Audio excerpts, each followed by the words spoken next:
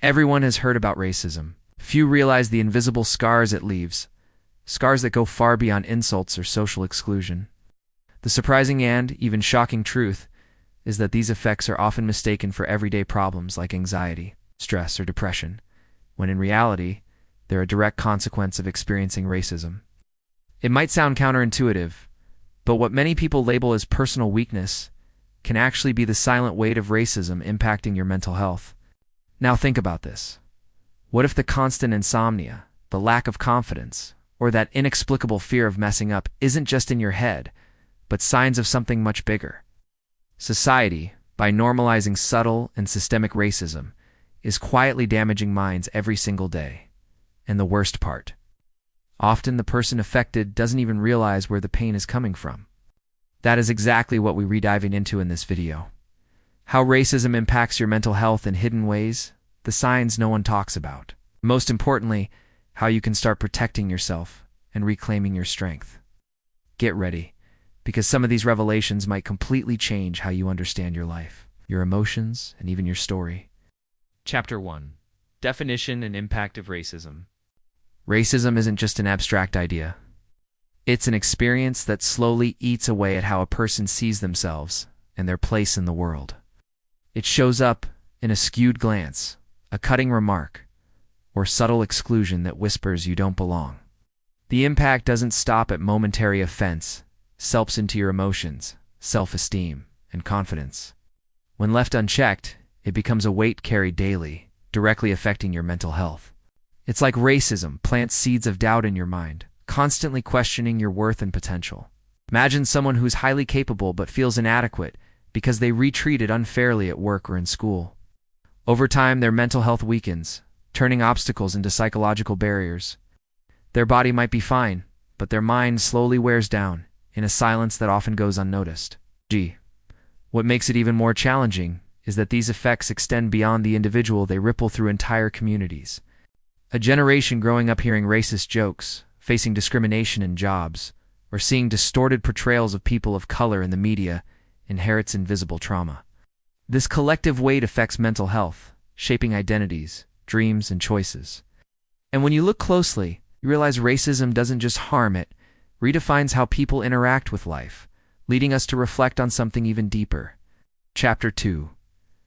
Forms of Racism. Racism doesn't always show up the same way. Sometimes it's blatant. Other times it hides in subtle gestures that go unnoticed. There's direct racism, the kind that shouts insults or bars someone from a space simply because of their skin color.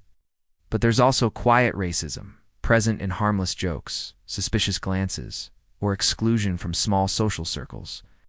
These invisible actions, though less obvious, are devastating because they silently erode mental health. Structural racism takes an even harsher form. It embeds itself in systems that should protect people, but instead reinforce inequalities. A clear example is the job market, where Black individuals often earn less, even in identical roles. Or the justice system, which tends to punish minority groups more harshly.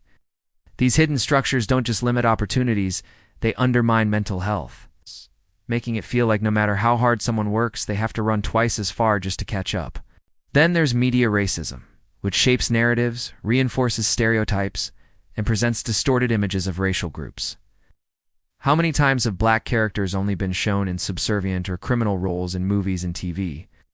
This constant repetition shapes public perception. The effects are twofold. White audiences internalize stereotypes, while people of color carry the burden of constantly being on guard, impacting mental health and self-esteem. And this naturally opens the door to a deeper look at the emotional toll this process takes. Chapter 3. Consequences on Mental Health. When people talk about racism, many think only of verbal abuse or visible social barriers. But the deepest impact happens inside the mind. Living constantly on alert, waiting for the next hostile comment or exclusion is an invisible burden that drains mental health. It's like your body is present, but your mind is always in defense mode, ready for an attack that could come from anywhere. This constant vigilance leaves emotional scars often mistaken for common disorders. Anxiety, depression, low self-esteem, and even PTSD are direct results of repeated exposure to racism. Imagine someone who's been told for years they aren't good enough to lead, study, or live in certain neighborhoods. Gradually, they start believing the lie, weakening their mental health. The body reacts with insomnia, racing heart, and poor concentration, while the mind feels trapped in its own prison. The sense of powerlessness is even more damaging. It's not just about occasional insults, it's about facing a system that continually denies space, value, and dignity. This accumulation of frustration leads to anger, deep sadness, and in some cases, suicidal thoughts. It's a painful spiral. The more racism is ignored, the harder it is to seek the right help. Mental health, therefore, isn't just an individual struggle. It's a reflection of collective wounds still left open. Chapter 4.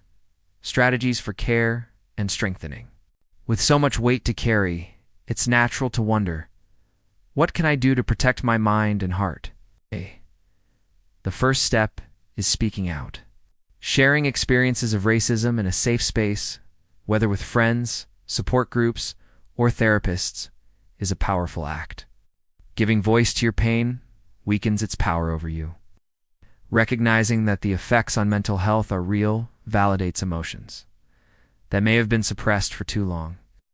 Another key strategy is learning to identify emotions and triggers. Racism often causes anger, shame, or sadness without giving you a clear label. Naming your feelings is like turning on a light in a dark room. You can finally see a path forward. For instance, noticing certain social situations heighten your anxiety allows you to prepare. Breathe, practice relaxation techniques, or seek environments that support your mental health. Finally, there's the strength found in community.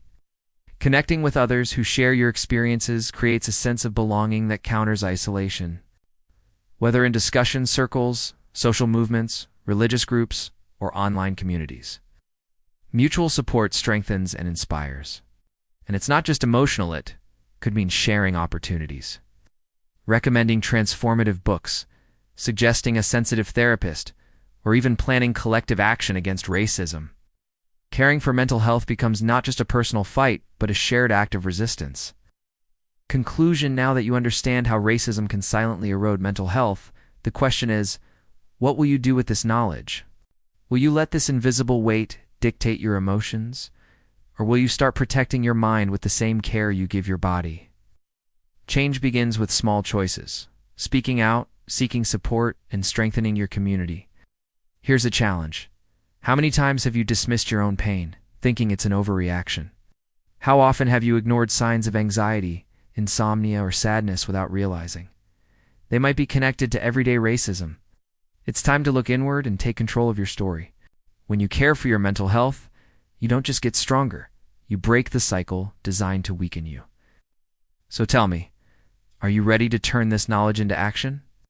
If the answer is yes, subscribe to the channel, hit the notifications, and keep learning with me about protecting your mind and living more consciously. The next step is just a click away on. It could be exactly what you need to start transforming your life.